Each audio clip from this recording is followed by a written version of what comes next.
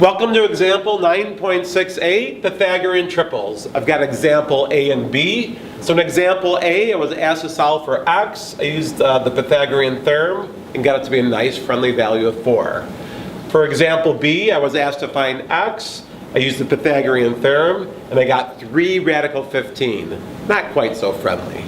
So what do we make of this? Example A is much nicer since they're all whole numbers, and that's an example of a Pythagorean triple.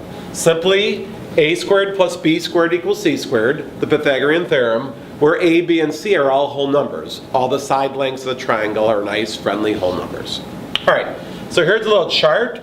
These at the top are the 4 most popular Pythagorean triples. You need to have these committed to memory. 3, 4, 5, 5, 12, 13, 7, 24, 25, and 8, 15, 17.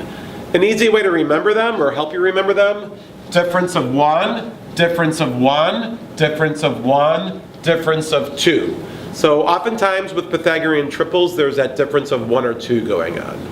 All right, so after the Pythagorean triples, we then have related family members, okay? So I could simply double everybody, multiply everybody by 10, divide everybody by 10. I want to point out that this is related to this, but this is not a Pythagorean triple because these numbers are not all whole. However, they're still friendly in a different sense.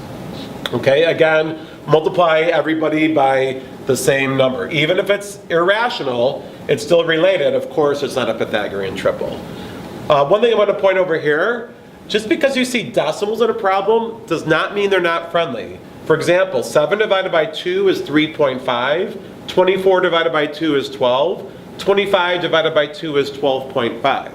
So if I ever saw a right triangle missing the hypotenuse with legs of 3.5 and 12, I could say, oh, it's going to be 12.5 because it's related to that Pythagorean triple.